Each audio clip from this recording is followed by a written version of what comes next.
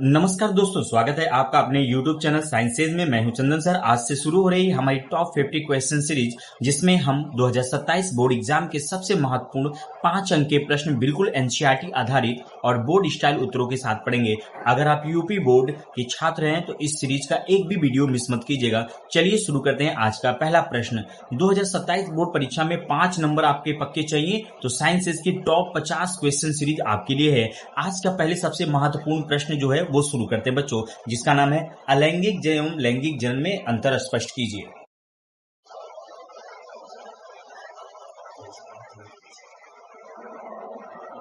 बच्चों, आपकी स्क्रीन पर जो पहला प्रश्न दिख रहा है वो अलैंगिक एवं लैंगिक जनन में अंतर स्पष्ट कीजिए।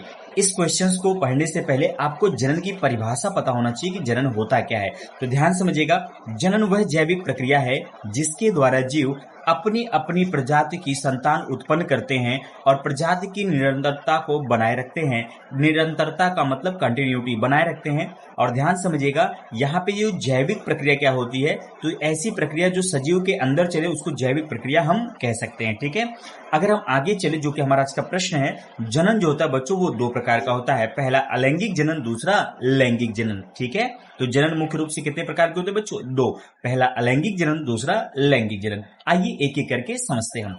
अगर हम अलैंगिक जनन की बात करें या लैंगिक जनन की बात करें तो इसमें आपको अंतर देखने को मिल जाएगा कि अलैंगिक जनन में इसमें एक ही जनक की आवश्यकता होती है, जैसा कि अमीबा में होता है। तो आप देख सकते हैं यहाँ पे अमीबा एक ही जनक है, ये अपने बॉडी पर क्या कर रहा है, उसके बाद ये बढ़ाने के बाद ये 2 अलग अलग भागों में डिवाइड हो जाता है। तो आप देख सकते हैं एक जनक से 2 अमीबा, यानी एक जनक ही के द्वारा संतान की उत्पत्ति हो जा रही है। तो इसको हम क्या कहेंगे? अलैंगिक जनन कहेंगे। ठीक है, और लैंगिक जनन की बात करें तो इसमें 2 जनकों जैसे कि नर एवं मादा की आवश्यकता होती है। तो ध्यान समझिएगा, यहाँ पे ये नर है और ये क्या है? मादा। जब इन दोनों के बीच निषेचन की प्रक्रिया होती है तो क्या होता है? शिशु या संतान उत्पन्न होती है। ये लैंगिक जनन के अंतर्गत आते हैं और ये अलैंगिक जनन के अंतर्गत आते हैं। ध्यान समझिएगा, अलैंगिक जनन में गैमीट का निर्माण नहीं होता, और जब गैमीट का निर्माण नहीं होगा तो निषेचन भी संभव नहीं है। क्लियर है? ध्यान समझिएगा, क्योंकि 2 गैमीटों के संलयन को हम निषेचन कहते हैं। तो जब गैमीट ही नहीं बन रहा तो निषेचन कहां से होगा? ठीक है, ध्यान समझिएगा, लैंगिक जनन में इसमें गैमीट बनते हैं, यानी नर गैमीट और मादा गैमीट, जिसको आप नर शुक्राणु और मादा अंडाणु कह सकते हैं। इनका निर्माण होता है। जब ये दोनों मिलेंगे तो ये क्या होंगे? निषेचन भी होगा। तो ध्यान समझिएगा, अगर गैमीट बनेगा तो निषेचन की प्रक्रिया होगी। तो इसीलिए लैंगिक जनन में निषेचन की प्रक्रिया होती है और अलैंगिक जनन में नहीं होती। अगर संतान की बात करें बच्चों, तो अलैंगिक जनन में जो संतान होती है वो जनक की हूबहू कॉपी होती है, यानी एग्जैक्ट जीरोक्स कॉपी होती है। जबकि लैंगिक जनन में जो संतान होती है बच्चों वो क्या होते हैं? उनमें 50% माता पिता के लक्षण होते हैं और नए 50% लक्षण आते हैं। यानी ये कह सकते हैं संतान में जनकों के गुण का मिश्रण होता है। क्या होता है? संतान में जनकों के मिश्रण होता है। अलैंगिक जनन की बात करें बच्चों तो ये सिंपल और फास्ट प्रोसेस है, यानी यह सरल एवं तीव्र प्रक्रिया है। जबकि लैंगिक जनन ये जटिल एवं अपेक्षाकृत धीमी प्रक्रिया होती है। किसकी अपेक्षाकृत? अलैंगिक जनन के। ठीक है, ध्यान समझिएगा, जब ये जीरोक्स कॉपी होगा तो नए लक्षण नहीं आएंगे। जब नए लक्षण नहीं आएंगे तो आपको अनुवांशिक विविधता भी देखने को नहीं मिलेगी। जबकि लैंगिक जनन में अनुवांशिक विविधता देखने को मिलती है, क्योंकि नए लक्षण आते हैं। यहाँ पर गुणों का क्या होता है? मिश्रण होता है। ध्यान समझिएगा, अगर अलैंगिक जनन के उदाहरण की बात करें तो इसमें आप अमीबा को ले सकते हैं, ईस्ट को ले सकते हैं, हाइड्रा को ले सकते हैं, आलू में कंद को भी ले सकते हैं। ये सारे अलैंगिक जनन के क्या हैं? उदाहरण है।